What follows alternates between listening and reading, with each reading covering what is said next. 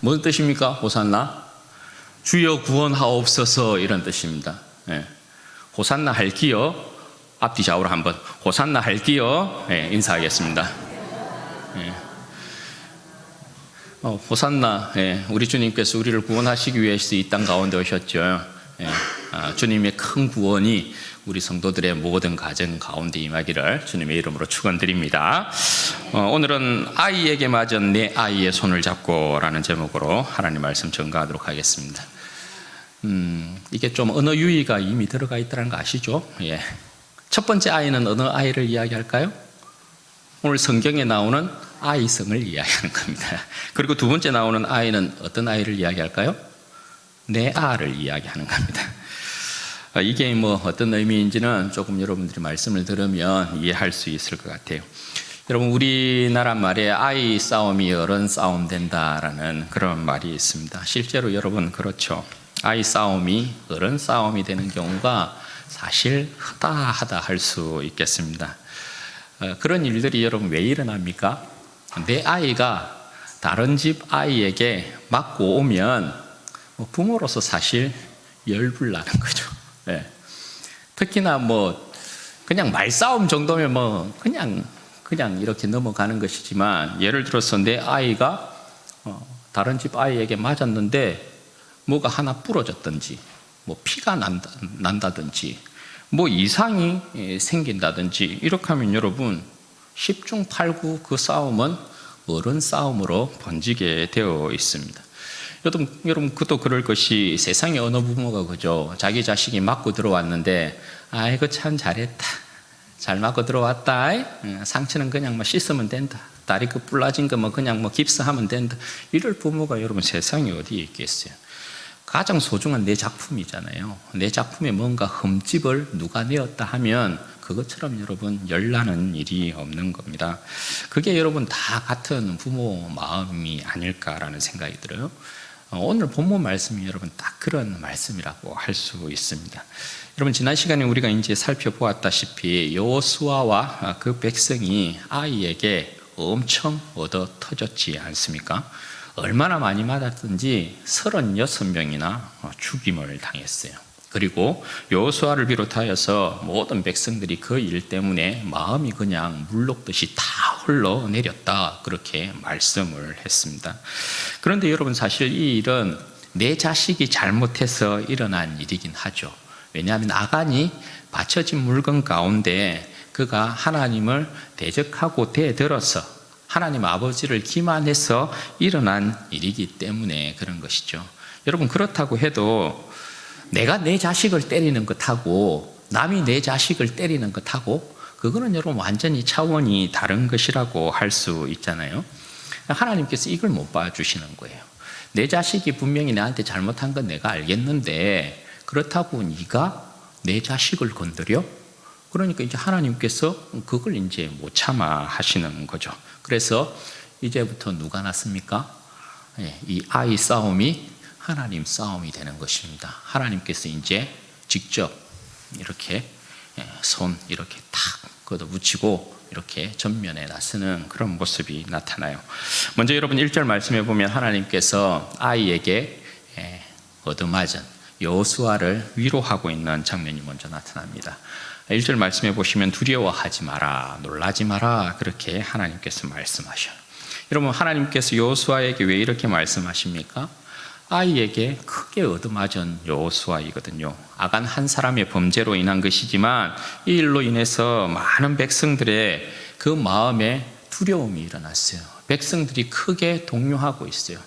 그리고 그 백성의 머리였던, 지휘관이었던 이 여호수아마저, 여호수아 입장에서 보면 이제 아이가 더 이상 작은 아이가 아니라는 것을 알 수 있죠.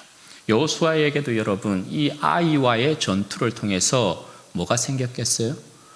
전쟁에 실패했단 말입니다. 전투에서 실패했단 말입니다. 그러면 당연히 여호수아의 마음에도 뭔가 상처가, 여러분 실패에 따른 상처라는 것이 생겨났겠죠. 여러분, 실패로 인한 상처가 한 사람에게 있어서 트라우마로 이렇게 남게 되면 그 트라우마라는 것이 한 인생의 적잖은 부정적인 영향을 미친다는 것을 우리는 너무나 잘 압니다. 그죠? 특별히 같은 일을 맞닥뜨릴 때는 더욱 그 일이 생각나면서 발목을 잡는 경우들이 굉장히 많아요. 여러분, 교통사고를 크게 당한 사람은 다시 운전대 잡기가 너무 힘들죠. 그죠? 연애의 경험에 있어서 큰 실패를 한 사람은 다시 사람을 만나는 것을 굉장히 두려워하는 거 볼 수 있어요. 저는 어렸을 때 개에게 한번 물린 적이 있거든요. 똥개에게. 그래서 아직도 어떤 개가 이렇게 오면 겉으로는 좀 담대한 척 하지만 살짝 무서워요, 사실. 이놈의 개가 나를 또 물지 않을까? 뭐 이런, 그런 이제 트라우마가 남아있으면 그런 현상들이 이제 나타난다는 거죠. 그러면 여러분, 이 상처, 이 트라우마, 이 아픔을 어떻게 어루만지고 어떻게 치료할 수 있느냐라는 거예요. 하나님께서 여러분 사용하시는 방법이 뭐예요? 먼저 하나님께서 여호수아에게 오셔서 위로하고 격려하고 계세요.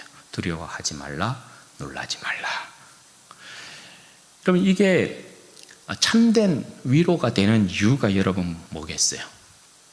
그냥 두려워하지 말라, 놀라지 말라 이렇게 해서 그냥 잠깐 이렇게 지나가는 그런 위로가 아니에요. 하나님께서 여호수아에게 오셔서 두려워하지 말라, 놀라지 말라 이렇게 말씀하고 계신 거란 말이에요. 여러분, 제가 개에게 물렸어요. 똥개한테 물렸는데 그냥 지나가는 사람이 아이고 뭐 그까짓 거 아무것도 아니다, 괜찮다 이렇게 이야기하는 것하고 개 대통령이라고 하는 강형욱이라는 사람이, 강형욱 씨가 와가지고 이 개는 이런데 이렇게 물려서 좀 안 됐네요. 그런데 뭐 괜찮을 겁니다, 괜찮습니다 이렇게 위로하는 거하고, 여러분 뭐가 참된 위로가 되겠어요? 그냥 뭐 아무것도 모르는 사람 아이고 괜찮다 이것보다도 강형욱 씨가 위로하는 게 큰, 여러분 더 위로가 되겠죠. 전쟁에 나가서 여러분 상해를 입었어요. 다쳤어요.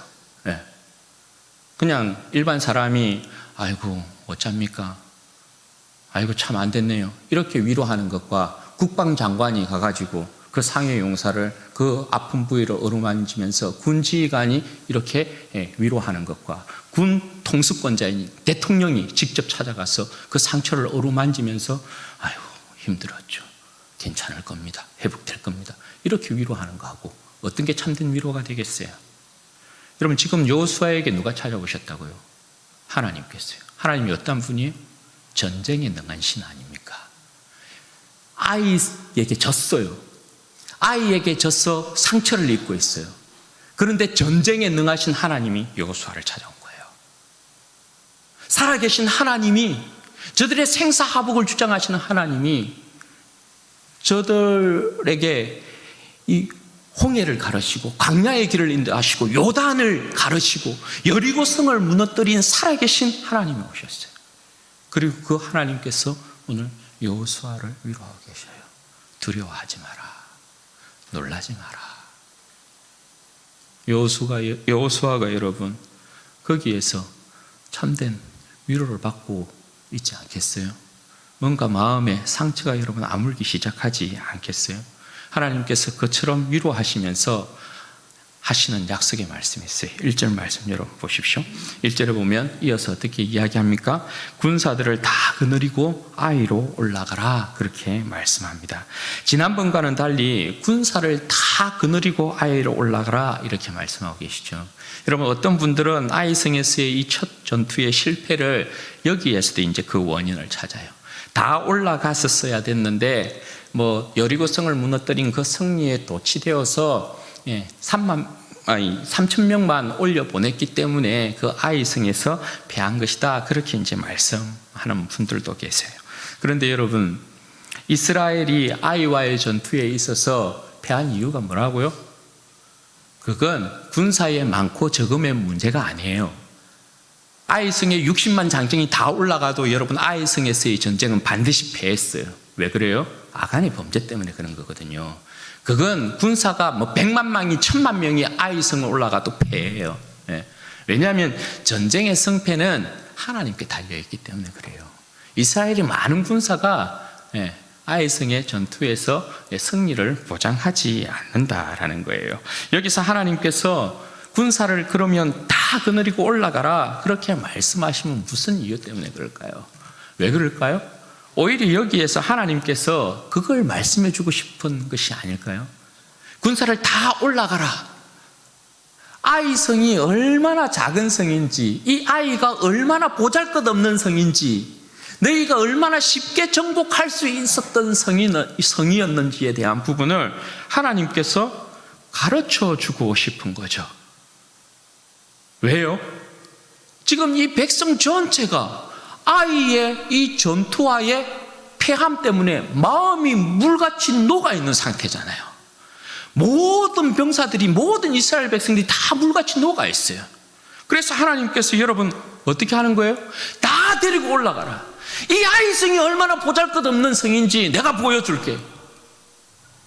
거기에서 여러분 하나님께서 뭘 하긴 하고 싶은 것입니까? 이 아이 성이 정말 아무것도 아닌 성이었. 내가 너희와 함께 했으면 이 아이라는 성은 그저 아무것도 아닌 그야말로 아이에 불과한 성이었다라는 거예요. 그런데 너희의 실패의 원인이 왜 있었는 줄 아니? 그게 뭐라는 거예요? 내가 너희와 함께 하지 않으면 작은 아이라도 너희는 절대 이길 수 없다라는 거거든요. 그런데 내가 너희와 함께 하면 반드시 너희가 모든 전쟁에서 이길 수 있다. 이 아이, 내가 너희와 함께 하면 아무것도 아니다. 그걸 마음이 물럭 녹아있는 그 백성에게 하나님께서 보여주고 싶은 거죠. 그래서 군사 데리고 다 올라가라. 다 똑띠 봐라. 단디 봐라. 그거 말씀하려고 하는 거죠. 그래서 여러분 하나님께서 지금 어떻게 하시려고 하는 거예요? 여호수아를 비롯하여서 그 백성들의 모든 이 물같이 녹아있는 그 마음, 아이에게 지금 그 큰 상처, 아이에게 줬으니까 더 큰 상처가 있겠죠. 그 트라우마를 어떻게 해요? 깨끗하게 하나님께서 씻으려고 하는 것이죠. 그래서 다 올라가라 그렇게 말씀하시는 거예요. 그리고 여러분 주시는 약속의 말씀이 뭡니까? 아이 왕과 그 백성과 그 성읍과 그 땅을 다 내 손에 넘겨주었다 그렇게 말씀하는 거예요. 여러분 이 말씀 앞에 보면 보라라는 단어가 있죠. 1절 말씀에 이 말씀이 이제 이 약속이 주어지기 전에 보라 이 말씀이 있어요. 보라 내가 아이 왕과 그 백성과 그의 성읍과 그 땅을 다 내 손에 넘겨주었다. 보라라는 이 단어는 히브리어 감탄사예요. 히네라는 이 단어인데요, 이게 뭐냐면 강조예요. 보라. 왜 이 보라라는 이 감탄사를 앞에다가 꺼내드냐 하면 강조하는 거예요. 뭘 강조하는 거예요? 내가 확실히 너에게 이 아이 왕과 이 성과 이 성읍과 이 안에 있는 모든 것들을 다 너에게 넘겨줘야 돼. 이건 분명하게 나에게서부터 이루어지는 일이다. 이걸 강조하는 거예요. 그래서 보라라는 이 감탄사가 앞에 이렇게 딱 나와 있어요. 하나님께서 틀림없는 약속을 여호수아에게, 그 백성에게 지금 주고 계시는 거예요. 그러면서 뒤에 따라오는 명령과 보상이 있습니다. 2절 말씀에 보면 너는 여리고와 그 왕에게 행한 것 같이 아이와 그 왕에게 행하되 오직 거기서 탈취한 물건과 가축은 스스로 가지라. 여러분 여리고의 전쟁과 같이 대적들은 다 죽이도록 명령합니다. 왜 그렇다고요? 지난 시간에 말씀드린 것처럼 가나안 땅에는 하나님을 대적하고 살아남아 있을 자가 있을 수 없어요. 하나님이 통치하는 땅이에요. 하나님이 통치하는 땅에는 대적이 있을 수 없어요. 부정한 것이 있을 수 없다. 그러니까 어떻게 해요? 대적은 여리고 성에서 행한 것처럼 대적은 다 진멸하도록 그렇게 말씀합니다. 그런데 여러분 여기에서 다른 점이 하나 있죠. 그게 여러분 뭡니까? 여기서는 대적들을 다 멸하기는 하지만 여리고성 전쟁과는 하나 다른 점이 있는데 그게 여러분 뭐예요? 그 대적에게 속한, 그죠? 여기에 보면 탈취물들과 가축은 이스라엘로 하여금 가지도록 그렇게 말씀을 하고 있어요. 여리고에서는 대적과 그에게 속한 모든 것들을 다 하나님 앞에 불태워 드려야 돼요. 첫 전쟁의 거룩함 때문에. 그런데 여기서는 대적들은 다 죽이지만 거기에서 취한 탈취물들과 거기에서 취한 가축들은 너희들이 가져라 그렇게 말씀하세요. 여러분 이게 뭡니까? 하나님께서 그 백성의 마음을 이제 치유하기 시작하는데 전쟁하면 보상이 따라와야 되는 거잖아요. 인간은 항상 그 보상에서부터 여러분 뭐예요? 마음의 만족함을 누리는 거예요. 하나님께서 전쟁하시는 그 가운데 그 승리로 말미암는 그 성에 있었던 전리품들, 가축들, 그것들을 보상으로 이스라엘 백성에게 줘요. 그러니까 여러분 이것도 사실 뭡니까? 하나님께서 그 백성의 지금 상처난 마음을 보상으로 어루만지고 있는 그런 모습이라고 할 수 있는 것이죠. 여러분 이 아이성을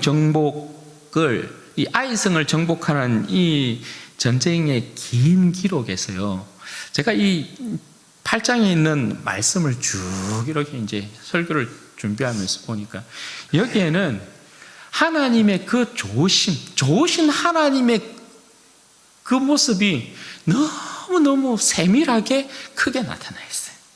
계속해서 하나님께서 그 백성의 마음을 어루만지시는 그 장면이 계속해서 등장해요. 오늘 여기 탈취물, 가축들도 다 그들에게 주시는 내용이 그와 같은 거예요. 그리고 여러분 여기에 또 하나가 있는데요, 그게 뭐냐면 2절 끝에 보시면 하나님께서 여러분 어떻게 말씀하세요? 여기에 보면 다 이제 그 아이 왕과 그 백성, 그 성읍, 그 땅 다 너희에게 주었다. 그리고 탈취물, 가축들 다 너희가 이제 가져. 그렇게 말씀하시고, 또 여러분 2절 끝에 보면 하나님이 얼마나 좋으시냐면 여기에 보면 뭐예요? 전쟁의 방법까지 알려줘요. 어떻게 말씀하세요? 너는 아이성 뒤에 복병을 들지니라. 이렇게 말씀하고 계세요. 아이성을 정복하는데 복병이라는 전략을 하나님께서 친히 가르쳐주고 계셔요. 여러분 왜 그럴까요? 아이성 싸움에서부터는 하나님께서 이스라엘 통해서 싸우시는 것이거든요. 왜냐하면 하나님의 승리는 이스라엘 백성을 통하여서 나타나는 승리이기 때문에 그래요. 이스라엘 백성이 하나님을 섬기는 민족이기 때문에 이스라엘을 통한 하나님의 승리가 그렇게 나타나게 되어 있어요. 그러니까 아이성의 전투에서부터는 이스라엘이 직접적으로 이제 전투를 하는 형태가 나타나요. 여리고 전쟁에서는 여러분 어떤 모습이었어요? 여리고 전쟁에서는 사실 하나님께서 모든 전쟁을 다 수행한 것처럼 그렇게 말씀을 하고 있어요. 그런데 아이성부터는 하나님께서 이스라엘을 통한 그의 영광을 드러내시는 거예요. 그런데 여러분 지금 여호수아의 상태가 여러분 어떻습니까? 여호수아의 상태가 아이에 대한 트라우마를 가지고 있는 상태잖아요. 여호수아의 입장에서는 어떻게 싸워 이기지? 거기에 대한 여러분 생각을 할 수 있겠어요? 설사 여러분 그런 생각을 가지고 있다고 하여도 자신이 내가 생각하는 이 전략이, 이 전술이 과연 이 아이를 점령할 수 있을까? 왜냐하면 아이에게 된탕 당했으니까. 36명이나 죽었으니까. 그 이전에는 사람이 죽었다라는 이야기가 없어요. 그러니까 여호수아의 입장에서는 자기가 무슨 어떤 전략과 전술을 생각한다고 해도 이게 확신이 없는 거죠. 그런데 여러분 그런 여호수아를 하나님께서 너무나 잘 아시는 거죠. 복병을 돌아요. 하나님께서 직접 전략을 가르쳐 주시는 거예요. 얼마나 좋으신 하나님이세요. 그러니까 아이성 전투는 복병을 두고 승리하는 전쟁이거든요. 그래서 여러분 3절에서 9절까지는 하나님께서 가르쳐 주신 대로 복병이라는 이 전략에 따른 그 전술을 여호수아가 백성들에게 이제 지시하고 있는 내용이에요. 3만 명의 병사를 먼저 뽑아서 아이성 뒤쪽에 매복을 시키고 있습니다. 그리고 10절에서부터 29절까지의 내용은 아이를 정복하는 내용인데요. 이스라엘 본진이 아이 북쪽에 진을 칩니다. 그리고 5,000명을 다시 뽑아서 베델과 아이 사이에 복병을 둡니다. 그러니까 베델과 아이 사이에 복병을 두었다는 건 이 아이성의 사람이 베델 쪽으로 도망하지 못하도록 여기에 복병을 둬요. 그림 한번 보여드릴게요. 지금 여러분 이 상황이 이제 어떠한 형태로 되어 있냐면 아이성을 두고 이스라엘의 이 본진이, 집사님 그림 한번 띄워줘요. 이스라엘 본진이 북쪽에 진을 치고 있어요. 그 뒤로 여러분 누가 있다고요? 그 뒤로 3만 명의 복병이 있어요. 그리고 베델로 가는 그 사이에다가 그 사이에다가 서쪽에다가 여러분 5천 명의 복병을 두고 있어요. 그러면 이 아이성 사람들에게 열려 있는 길은 동쪽밖에 없어요. 이렇게 보면. 그런데 동쪽은 이미 여러분 뭐예요? 여리고가 완전히 진멸당한 상태예요. 그러니까 동쪽으로도 사실 도망갈 수 없어요. 그러니까 완전히 에워싸버리는 그런 이제 형태를 취하고 있는 것입니다. 여러분, 이스라엘 진영과 아이성 사이에는 골짜기를 하나 두고 있었거든요. 이제 전쟁이 시작됩니다. 여호수아가 밤에 골짜기로 이렇게 내려갑니다. 아이성의 이 왕이 지켜보고 있다가 이 골짜기로 내려가는 모습을 보고 뒤쫓기 시작해요. 아이성의 모든 사람들이 이제 성문을 활짝 열어놓고 이스라엘 백성을 뒤쫓기 시작합니다. 여호수아가 져주는 척하면서 계속해서 광야로 이렇게 멀리 달아나요. 그러니까 이 아이성에 있었던 사람들이 여러분 신이 나서 저것들이 또 지난번처럼 우리에게 겁나서 달아나는구나 하고 성문을 활짝 열어놓고 그 성에 한 사람도 남기지 않고 전부 다 따라가는 거예요. 전부 다 따라가고 있는 거예요. 그러니까 그 광야길로 가는 그 가운데 이제 그 어느 지점이 딱 되었겠죠. 하나님께서 여호수아에게 딱 말씀하시는 거예요. 네가 손에 잡고 있는 단창을 들어 아이를 가리키라. 여호수아가 딱 가다가 방향을 딱 돌이키는 아이성을 쫙 단창을 좀 손을 이렇게 쫙 드는 거예요. 그와 동시에 여러분 이 사인이 뭡니까? 그와 동시에 숨어 있었던 복병들이 쫙 일어나서 성 안으로 막 들어가는 거예요. 성문은 이미 열려 있고. 그래서 다 불질러 버려요. 다 진멸시켜요. 그리고 난 뒤에 어떻게 합니까? 그 성을 접수하고 난 뒤에 본진을 추격했던 이 아이의 사람들을 다시금 진멸하기 위해서 다시금 나오는 거예요. 그리고 때에 맞춰서 여호수아 본진도 방향을 바꾸어서 이놈의 자식들 하고 아이 사람들을 맞닥뜨리는 거예요. 아이 사람들이 깜짝 놀라는 거죠. 이게 뭐지? 다시금 돌아가자 하는데 뒤에서 또 병사들이 와요. 도망가자 하니까 저쪽에서도 병사가 와요. 완전히 포위되었어요. 그렇게 해서 여러분 어떻게 됐다고요? 그곳에서 다 죽었어요. 다 죽었어요. 들에서 사람들을 다 쳐 죽이고 안에서도 사람들을 다 쳐 죽였어요. 그날에 죽은 사람이 여러분 몇 명이라고 이야기합니까? 12,000명 이렇게 이야기하고 있습니다. 그런데 여러분 여기에서도 우리는 너무나 좋으신 하나님을 다시 한번 발견해야 돼요. 그게 여러분 어떤 말씀이냐? 26절에 있는 말씀이에요. 이 26절 말씀에 보면 여러분 어떻게 기록되어 있어요? 아이 주민들을 진멸하여 바치기까지 여호수아가 단창을 잡아든 손을 거두지 아니하였다라는 이 표현이 나와요. 여러분 이 모습 어디에서 많이 봤어요? 뭔가 떠오르는 그림이 있죠. 여기에 보면 하나님께서 여호수아를 위하시는 모습을 여기에서 다시 한번 보게 되는데 이 장면이 여러분 어디와 오버랩이 지금 되고 있는 거예요? 성경을 조금 아시는 분들은 바로 출애굽기에 모세가 아말렉과 싸울 때의 그 모습을 연상할 수 있어요. 그죠?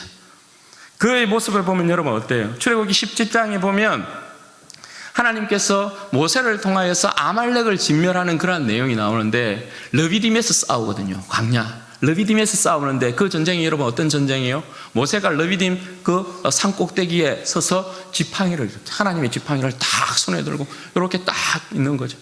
아론과 훌이 뒤에 딱 받치고 있고 손을 내리면 어떻게 해요? 그 앞에서 싸우는 사람은 누구예요? 그때 여호수아가 앞에서 싸우거든요.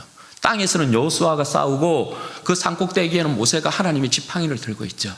지팡이를 내리면 이스라엘 백성이 지고 지팡이를 들고 있으면 이스라엘 백성이 이기고 너무 들고 있으니까 힘들잖아요. 모세가 팔을 내리려 하는데 아론과 훌이 받쳤어요. 그래서 여러분 어떻게 해요? 이스라엘 백성이 아말렉을 진멸하고 이겼어요. 여호수아는 이 전쟁에 경험이 있는 사람 아닙니까? 그러니까 여호수아가 오늘 그가 들고 있었던 그 단창, 그 단창의 그 팔을 전쟁이 끝날 때까지 내리지 않았다라는 거예요. 뭘 생각한 것일까요? 여호수아가 그렇다. 그 옛날 하나님께서 모세를 통하여서 아말렉을 진멸했을 때에 이 전쟁이 나에게 있지 않았다는 걸 너무나 잘 아는 거죠. 모세가 하나님의 지팡이를 손에 들고 있었을 때 그때 우리가 승리했지 내가 앞에서 아무리 잘 싸워도 승리하지 않았다는 거예요. 여호수아는 그걸 너무나 잘 알고 있는 거죠.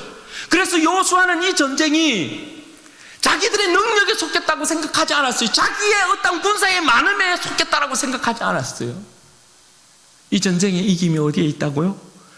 아이를 상대해도 하나님께서 함께 하지 아니하면 아이에게 망하는 것이지만, 패하는 것이지만, 하나님이 함께 하시면 이 아이 이거 아무것도 아닌 것이에요. 그죠? 아무리 큰 거인이 와도 능히 이길 수 있다는 그 고백이 여러분 뭡니까? 전쟁이 끝날 때까지 여호수아가 손에 든 단창을 내리지 않았다는 거예요. 하나님께서 지금 여호수아에게 어떻게 하고 있는 거예요? 이전에 네가 맛보았던 그 승리를 다시금 경험케 만드는 거야. 여호수아야, 너 알지? 이 전쟁이 누구에게 속해 있는지 너희 알지? 너 알지? 여호수아가 손을 내리지 않는 이유가 여러분 뭡니까? 하나님이 이 전쟁이 주님께 속한 것입니다. 이 전쟁의 이김은 하나님께 있습니다. 이 고백 아닙니까? 그렇죠? 그게 손을 들고 있는 그 모습이에요. 그래서 하나님께서 여호수아로 하여금 그 이전에 가졌던 그 승리의 경험, 그걸 그에게 주셔서 어떻게 해요? 그 안에 있는 아이를 향해 가지고 있는 그 상처와 아픔과 트라우마를 깨끗하게 승리로 씻겨버리는 거예요. 그 모습이 여러분 여기에 나와 있는 거예요. 따라서 결국 아이의 운명이 여러분 어떻게 돼요? 28절과 29절에 보면 아이를 불살라서, 아이라는 뜻이 황폐 이런 뜻이거든요. 완전히 불살라서 무더기를 쌓아버립니다. 그리고 아이 왕을 사로잡아서 어떻게 해요? 죽여서 저녁 때까지 나무에 달아놓습니다. 나무에 달아놓는, 죽여서 나무에 달아놓는다는 건 수치를 준다는 뜻이거든요. 왜 이렇게 만들어요? 네가 우리에게 수치를 줬잖아. 36명 네가 죽였잖아. 우리에게 준 수치를 그대로 갚는 거죠. 그래서 나무에 달아서 저녁까지 매달아 놓고 끌어내려서 무더기를 쌓아버립니다. 그래서 오늘까지 있더라. 여러분 여기에 보면 오늘까지 황폐하였더라, 오늘까지 있더라 이런 표현이 나와요. 그죠? 이 표현은 기념하다라는 표현과 마찬가지로 과거의 현재화, 이걸 말씀하는 거예요. 그럼 이 말씀 여러분 뭐가 되는 거예요? 과거에 그저 일어난 일로 치부되는 일이 아니라 오늘도 여전히 일어나는 일, 오늘도 여전히 일어날 수 있는 일, 이걸 이야기하는 거예요. 그 백성에게 그걸 분명하게 보여주고 있는 거예요. 오늘까지 그 백성이 보고 확인하는 거예요. 여전히 하나님 살아계셔서 우리의 대적을 물리친다는 걸 여기서 확인하는 거예요. 여러분이 오늘 아이성의 전투를 보면 우리 하나님이 여호수아와 그 백성에게 얼마나 좋으신 하나님이신가, 우리는 그것을 보게 돼요. 사랑하는 여러분, 아이를 정복하는 이 전쟁이 힘든 전쟁이었습니까? 그렇지 않죠. 아이는 정말 속이기 쉬운 사람들이었고요, 정복하기 쉬운 성이었어요. 단지 하나님이 함께 하심이냐 하지 아니하심이냐에 대한 것이 전쟁의 승패를 결정지은 것이죠. 이스라엘 백성들이 가나안 땅에서 늘 기억해야 되는 거 바로 이거 아니에요? 이스라엘 백성이 가나안 땅에서 늘 까먹었던 것도 이거예요. 하나님이 그 백성의 하나님, 하나님이 우리의 하나님, 늘 기억해야 하지만 늘 까먹었던, 하나님이 우리의 생명과 영광이라는 걸 늘 기억해야 했지만 늘 까먹었던 것이 바로 이것이었어요.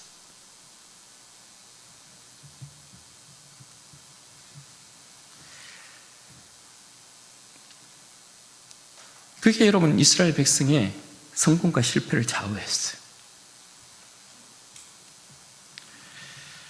사랑하는 여러분, 오늘 우리는 여러분 어떤 백성입니까? 오늘 우리는 비록 우리 자신의 잘못으로 인하여서, 그죠, 하나님을 떠나서 사실 불량한 아이들에게 맞아서 아파하고 두려워하고 무서워했던 그런 이스라엘 백성과 같은 그런 모습을 했던 사람들 아니에요. 그런데 하나님, 우리에게 우리 하나님은 너무나 좋은 분이셨어. 우리의 손을 잡고 그 불량한 아이를 직접 만나서 이기시고 우리 안에 있는 아픔과 상처와 트라우마를 씻기는 것을 보게 돼요. 여러분, 하나님께서 우리의 인생을 불량한 아이들로부터, 우리의 인생을 온갖 상처와 아픔과 트라우마에서부터 우리를 온전케 하기 위하여서, 여러분, 이 땅 가운데 임마누엘로 보내신 분이 여러분 누구예요? 우리 예수님이에요. 여러분, 우리는 어떤 모습 가운데 있었던 사람이에요? 진짜 여러분, 우리는 맨날 불량한 아이들에게 얻어맞고 터지고 그렇게 다녔던 인생들 아니에요? 죄라는 불량한 아이에게, 세상이라는 여러분 불량한 아이에게, 마귀라는 불량한 아이들에게 언제나 맞고 그렇게 다녔던 인생들 아닙니까? 그 때문에 여러분 우리의 인생은 실질적으로 가난했었고, 그죠? 그 때문에 우리의 인생은 포로로 잡혀 있었던 인생이었고, 그 때문에 우리의 인생은 눈멀었던 인생이었고, 그 때문에 우리의 인생은 아팠던 인생이었고, 실패했던 우리의 인생이었고, 우리는 패배자들이었고, 우리는 죄의 종이었어요, 그죠? 우리 안에는 그로 인한 온갖 아픔과 상처와 트라우마와 온갖 어두움들이 우리를 지배했었어요. 예수님을 몰랐을 때 우리의 삶은 그랬어요. 안 된다, 안 된다. 이걸 해도 안 되고 저걸 해도 안 되고, 두렵다, 무섭다, 힘들다, 이래서 죽겠다, 저래서 죽겠다. 그게 우리의 여러분 실질적인 모습이었다. 그야말로 어두움의 영이 우리를 지배하고 있었던 그런 모습 아니었어요, 그죠? 그런데 우리에게 이김을 주시는 예수 그리스도께서 오셨어요. 임마누엘로 우리 주 예수 그리스도께서 오셨어요. 우리에게 승리를 주시기 위하여서 우리 주 예수 그리스도께서 임마누엘의 하나님으로 우리 가운데 오셨어요. 우리를 깊은 절망과 낙심 가운데 다시금 일으키시고 회복시키시고 살리시는 분으로서 우리 주님께서 이 땅 가운데 오셨어요. 여러분, 우리 주님께서 우리를 찾아오셔서 죽음을 이긴 부활의 생명을 우리에게 주십니다. 주셨어요. 따라서 여러분, 우리의 삶 가운데 일어난 변화가 여러분 뭡니까?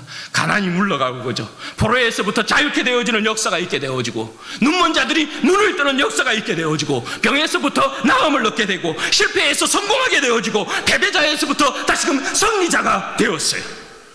내 안에 있는 상처와 아픔, 트라우마, 그리스도의 피로, 성령의 능력으로 깨끗하게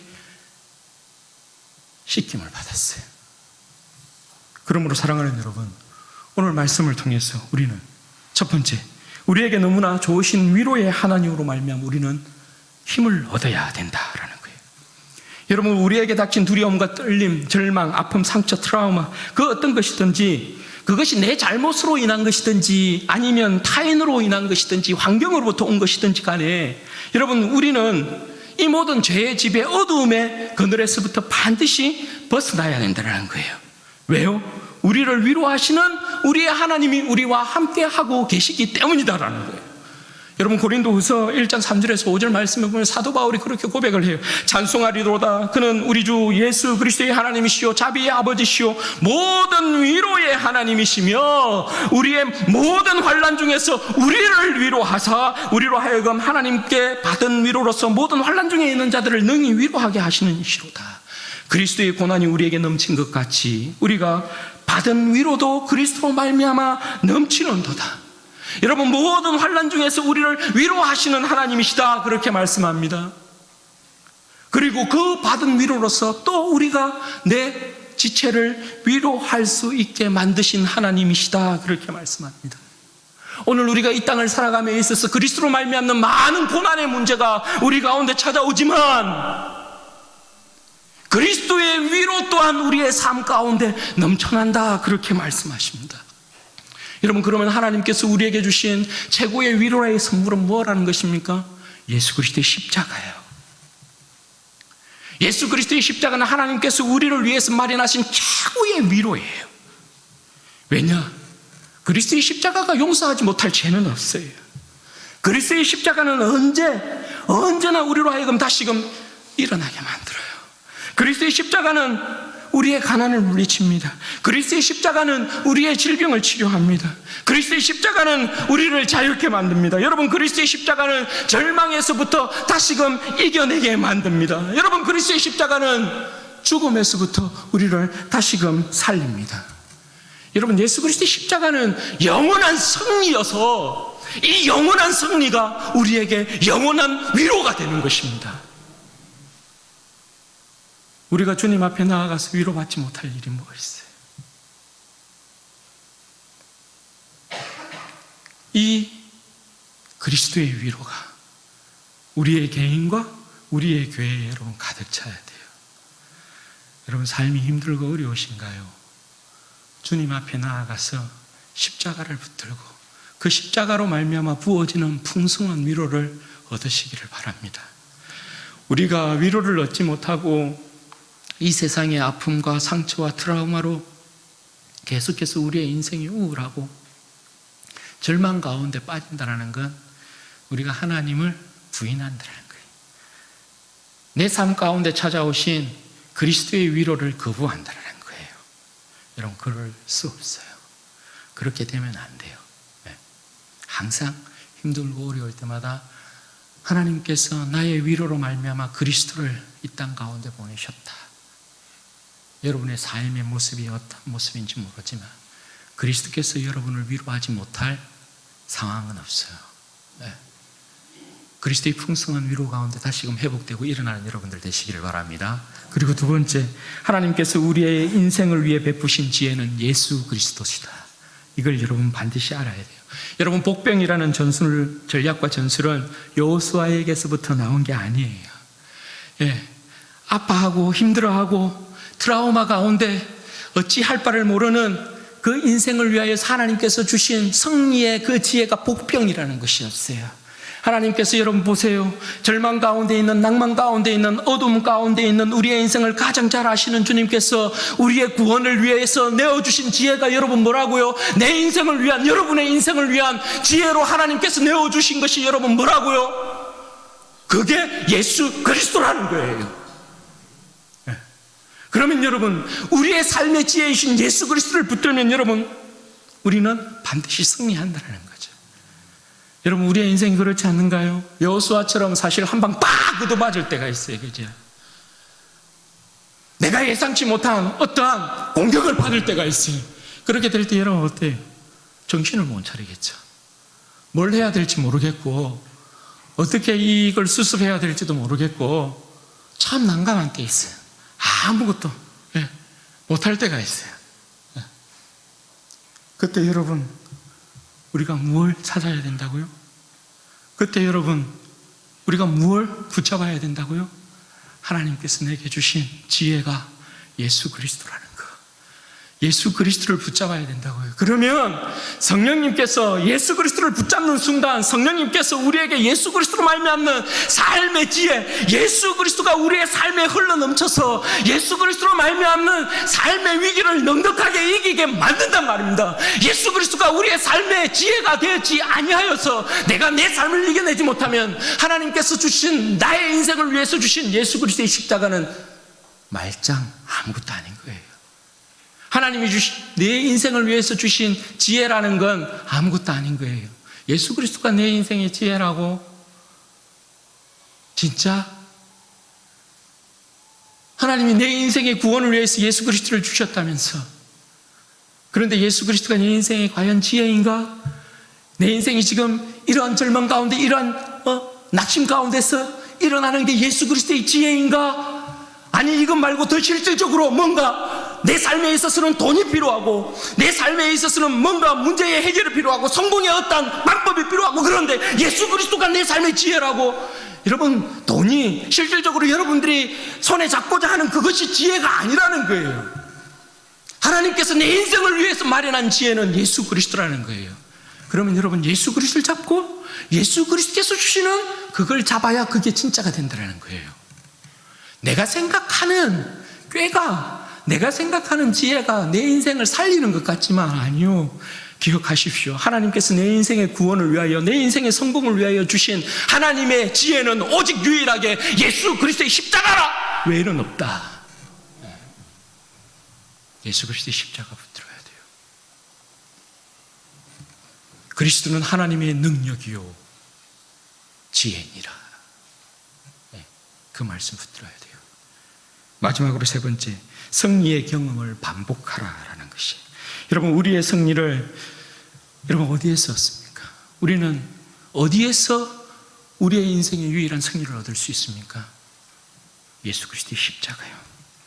여러분, 아이를 무너뜨리고 돌 무더기를 쌓아 놓는 일, 죄와 사망의 권세를 무너뜨리고 돌 무더기를 쌓아 올릴 수 있는 일이 여러분 어디에서 가능합니까? 내 인생이 죄와 사망의 권세와 싸워서 그 죄와 사망의 권세를 정복하고 돌 무더기를 쌓아 올릴 수 있습니까? 그럴 수 없어요. 내 인생의 승리는 예수 그리스도에게 있어요. 그러므로 여러분, 우리가 손에 쥐고 있는 단창을 내리면 안 돼요. 손에 들고 있는 단창 끝까지 하나님 앞에 높이 들어야 돼요. 주님 한 분만을 믿어야 돼요. 주님 한 분만 의지해야 돼요. 여러분, 십자가만 여러분 바라보아야 해요. 거기에 내 인생의 이김이 있어요. 내 인생의 승리가 여러분 거기에 있어요. 여러분, 죽음을 이기신 예수 그리스도 아닙니까? 죽음을 이기신 예수 그리스도, 예수 그리스도의 승리가 오늘 우리의 삶에 반복되어서 나타나야 된다는 거예요. 왜? 교회는 여러분 어떠한 곳입니까? 교회는 주님께서 이 세상을 이기시고 모든 나라와 권세를 아버지께 돌리기까지 공중권세 잡은 자들과 싸우는 십자가의 군병으로 부름받은 사람이 교회잖아요. 예수 그리스도의 영광과 이름을 두신 곳이 교회란 말입니다. 그러면 예수 그리스도의 십자가의 죽음과 부활의 그 영광이 교회를 통하여서 끊임없이 죄와 사망의 권세와 싸워서 그 승리가 반복해서 일어나 줘야 된다는 거죠. 그렇죠? 그리스도의 십자가의 사건이 2000년 전의 그 사건이면 우리는 우리의 삶에 있어서, 우리의 현재 삶에 있어서 우리는 우리의 인생을 절대 이 세상과 싸워서 이길 수 없어요. 마귀의 유혹 이길 수 없어요? 아니, 절대 이길 수 없어요. 죄의 유혹 여러분 절대 이길 수 없어요. 여러분은 일주일의 삶을 살면서 끊임없이 얼마나 많은 죄를 지었는가요? 성령 안에서 깨어 있었는가요? 예수 그리스도의 십자가의 승리가 여러분의 삶 가운데 반복되었습니까? 그런 날도 있었지만, 그죠? 그런 날도 있었지만 사실 많은 날들 가운데, 많은 시간들 가운데 내 자신을 죄의 종로로 타고 있는, 죄의 종로로 타는데 내어주는 내 자신의 모습을 보게 되잖아요. 그죠? 그게 여러분 왜 그럴까요? 왜 그런 일이 여러분 일어납니까? 내 삶 가운데 예수 그리스도의 십자가의 승리가 오늘도 반복해서 일어나면 죄의 종이 될 이유가 없죠. 그런데 이 승리가, 예수 그리스도의 부활의 승리가 반복되어 내 삶 가운데 나타나지 않기 때문에 내가 세상과 친해지고 세상과 함께하게 되고 죄의 종로로 타게 되어지고 그런 역사들이 일어나는 거예요. 그런데 여러분, 예수 그리스도의 십자가의 그 부활이 오늘의 것이 되면, 현재의 것이 되면 오늘까지 반복해서 그리스도의 십자가의 그 승리가, 죄와 사망의 권세를 십자가에서 때려잡은 예수님의 그 승리가 내 삶 가운데 반복되어지면 여러분, 내 삶에, 내 마음 가운데 있는 아픔이 반복됩니까? 상처가 반복됩니까? 트라우마가 내 삶을 잡습니까? 그런 일이 있을 수 없다는 거예요. 그러므로 여러분, 그리스도의 승리가 내 삶 가운데 반복되게 하십시오. 여러분이 승리를 얻은 곳 예수 그리스도의 십자가였어요. 내가 죄를 이겼던 것은 예수 그리스도의 십자가였어요. 내가 세상을 이겼던 것은 예수 그리스도의 십자가였어요. 내가 유혹을 이겼던 것은 예수 그리스도의 십자가였어요. 그 십자가의 승리가 내 삶 가운데 끊임없이 반복되게 여러분 만들어야 돼요. 임마누엘이신 우리 주님께서 내 손을 잡고 가십니다. 임마누엘이신 주님께서 내 손을 놓는 일은 없습니다. 오대고 누가 이를 이렇게 했노? 가자. 그놈의 자식한테 가자. 우리 주님께서 팔걷어 붙이고 우리의 손 잡고 가신단 말입니다. 그러면 주님 따라가면 해결돼요.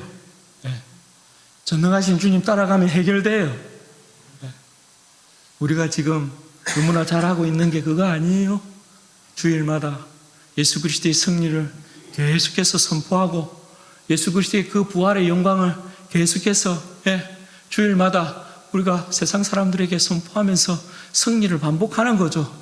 예수 그리스도께서 이기셨습니다. 그 승리를 반복하는 거 아닙니까, 여러분? 이게 여러분 굉장히 중요합니다. 그리스도의 승리가 오늘 내 삶 가운데 계속해서 반복되어 일어나게 만드는 거 여러분 너무 중요합니다. 그렇게 하셔야 합니다. 바라기는 우리 모든 성도들이 너무나 좋으신 하나님 아버지의 위로로 말미암는 삶이 여러분의 삶 가운데 가득하기를 바라고, 우리 교회에 가득하기를 바라고, 그리스도의 승리가 늘 반복해서 우리의 삶 가운데, 우리의 현장 가운데, 우리의 교회 가운데 충만하게 되어지는 그런 역사가 계속해서 일어나게 돼요. 주님 오실 때까지 이루어지는 그런 복된 역사가 있기를 주님의 이름으로 축원드립니다. 아멘.